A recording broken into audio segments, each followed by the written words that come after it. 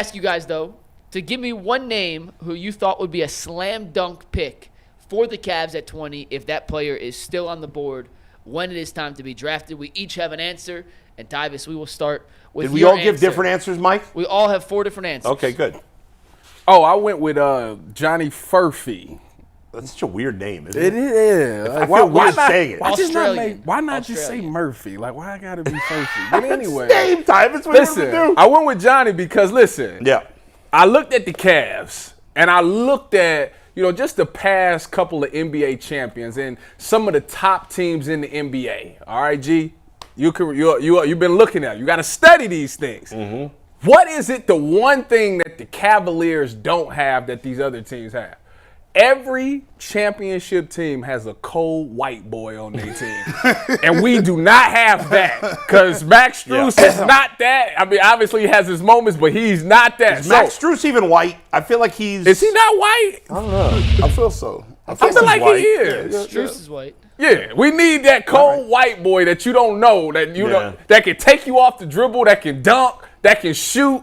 I think that obviously we picked 20 in the draft, so a lot of the best prospects will be gone by the time that we pick. But this is a guy who was, I think he was Big 12 All Freshman of the Year, or what is it, Freshman All-American maybe?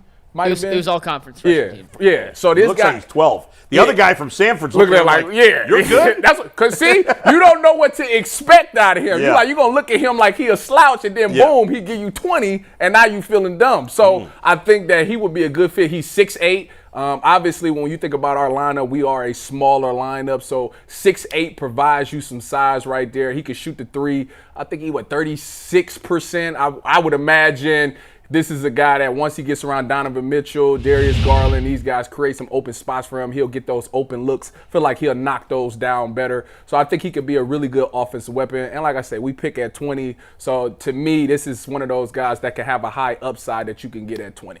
CWB, cold white boy. I like that, man. I like a knockdown type guy like that. Give you a little something. Since Ty Jerome didn't show up after we picked him up. That's Tyvis' second favorite player. Yeah, we haven't seen him at all. I mean, Earl's second favorite player. Yeah, Ty Jerome. Sorry, Ty. Yeah, don't put that on me. Yeah. Don't you put that on me, Ricky Bobby. This draft is so crazy. Listen, I picked my guy off a blind resume contest that we had yesterday or the day before on Monday with Jay and McNuggets. What's this guy's name, McNuggets? DaRon Holmes out of Dayton. Yeah. Give me him. I like him. Listen, he is the dude that had the best numbers. I like the fact that he can score. Look, like this dude right here, that gives me something I can hang my hat on. And I don't know if he can shoot threes.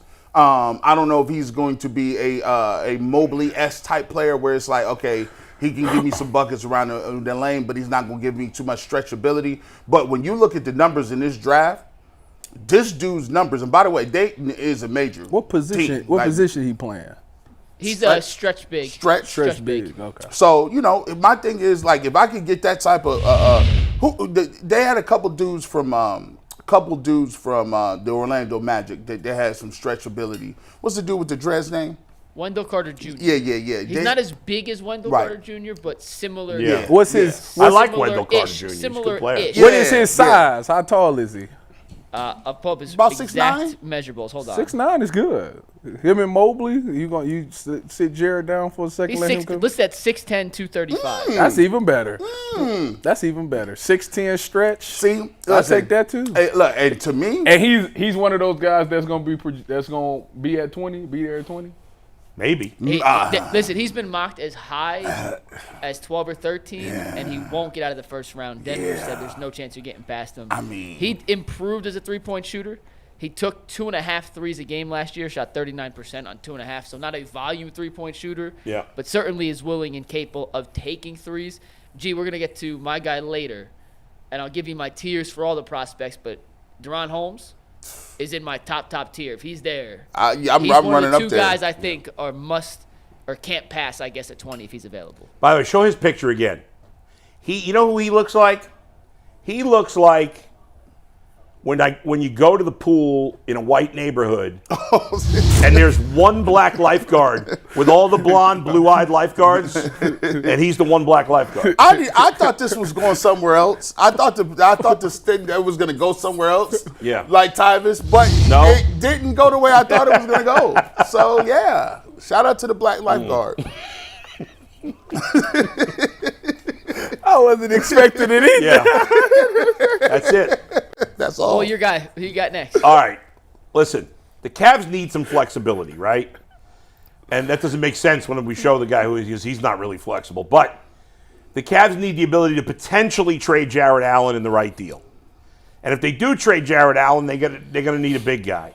Well, this guy's the biggest guy. Now, I don't know how his game is going to translate to the NBA, but I know he has one thing that you can't get. That's hard to get. Size. He's 7'4" and he can play. Zach Edey. It's Edey, right? That's how you say it? Yep. This guy obviously was a monster in college. Now, again, I don't know in this NBA when there seems to be no post play from big guys anymore. Like, this guy would have been a good player in the 80s and the 90s. He'd have been the first pick of the draft. Right. I don't know what he's going to be now. But I know it's not easy to find a guy that big that can score like he can. And there's if Kenny Atkinson can't find a way to use this guy, well, then he's not the coach we think he is. So I'm going to assume they got a better coach and they could use this guy. And it gives them the ability to trade Jarrett Allen. If they got him, if he actually became a shooter and was more willing to take threes, he'd be a really good player. I think his NBA career would be really good if he has the ability to step out to shoot threes and pull guys out the paint and still score and be effective inside the paint. That is typical that's what you want your big man to be in today's NBA. Yeah. Tyvis, according to all reports, he can shoot threes. They would not let him at Purdue. But in workouts, he has impressed NBA teams with his three-point shooting. If that's the case, there's no way he makes it to 20, I right? don't see it. I'm going to be honest with you. I'm just going to be completely honest. Yeah.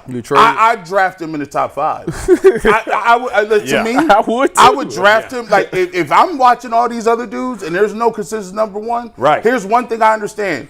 You were the player of the year twice. Yeah. They can't guard you down low, and now I can see you shoot. I'm like, yeah, there you go. Right. If I'm a scout and I see that he can shoot the three-pointer, I don't care what y'all say. Yeah. So he probably doesn't get to the Cavs. But if somehow he did or the Cavs traded up, to me it's a no-brainer. Yeah, I mean, listen, we're going to do after my guy. I'll give you my tiers. Edey's in my second tier of players, outside of DaRon Holmes, who G mentioned. And then the other guy I think is in the absolute slam dunk tier, which is Tristan da Silva out of Colorado. I've been preaching you've his been talking praises about him for a while. Since essentially this process started. The dude's a connector, 6'9" wing. I know he's a little older, but he fits into any offensive system. 40%. Kenny Atkinson runs a motion-based offense. Sam Vecini, who does the draft coverage for The Athletic, called Da Silva the best cutter in this draft. So you add a guy like that with that ability on top of his ability to play in almost any offensive system. You take the montage whenever you want. But he fits to a T the Cavs' current hole on their roster with no size on the wing. So in my opinion, Da Silva, if he's there at 20, I would run to the podium. But he's probably not going to be there either, right? The mock drafts I've seen recently have him going between 12 and 16. Yeah, he's kind of bumped up because he's worked out well. Yeah. But with these mocks, you really have no you don't know. And especially this year, and I'm telling you, you look at the big board on ESPN or The Ringer, and then you talk to teams, and there's no consensus whatsoever. The only thing people know for sure is Alex Sarr is going number 2. Outside of that, no one has any clue what's going on. And plus, his name sounds good. When you imagine, yeah, when you imagine Tristan da Silva is out of his mind. Yeah, with the dagger 3. How picture Mike Green calling that name? Yeah, I can just bang. How tall is he? Da Silva? Yeah, 6'9" with a 7'1" wingspan. I might run up to the podium. Yeah, I would run that one up there. Run that to the podium. So my tiers, real quick, and then we'll move on to some Jarrett Allen trades, and then we'll get into the reaction to the Mikal Bridges, because we got Shannon Fry coming on. We want to spend some time with that. My 3 tiers tonight: slam dunk picks, top tier. 2 guys we mentioned, DaRon Holmes and Tristan da Silva. My second tier guys, picks that I think are good picks. Edey's on that list.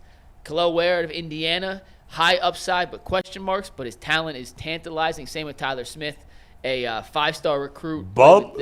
Guy's name is Bub? His name's Carlton Carrington, goes by Bub. And he's more of a combo guard. He's the most consistently mocked player to the Cavs in all these drafts. Those are my tier 2 guys and my tier 3 guys, just to round it up. Not my favorites, but they've been tied to the Cavs in one regard or another. It's Keyshawn George out of Miami, Kyle Filipowski out of Duke, Cody Williams out of Colorado, and Ryan Dunn out of Virginia. You didn't even mention Tyvus's guy. What's the odds? I don't like Furphy, I'll be honest. What's the odds that we end up with one of those guys? Well, I just named 10, so I hope. No, I'm talking about not your favorites. That group 3. Yeah. George has been mocked to the Cavs by a good number of people. Filipowski's been in for 2 workouts, I believe. Chris Fedor's written about Filipowski, and obviously Chris is locked in, so there's a chance. They're not necessarily bad picks, just not my favorite prospects in terms of. I wonder if the Cavs are considering, if there's a couple of guys they really like and they're afraid they're not going to get to 20, trying to trade up. Even if it's to 10 or 12 or whatever. This is if you like a guy in this draft, I've said this about every team, this is the draft to trade up because you have no idea who's going to fall to you at 20. Right. But according to Chris Fedor's article this morning, they have 12 guys they feel comfortable taking at 20. But it's possible they're all gone. I guess, but you would assume they're not looking at the top guys who they know for sure will be. Oh, okay. Well, all right. I don't think they're including Saw or Klingon, like those guys who have guys no they chance think of falling. They think there's 12 realistic guys that they like. I don't buy that there's 12 guys. That's a bogus number.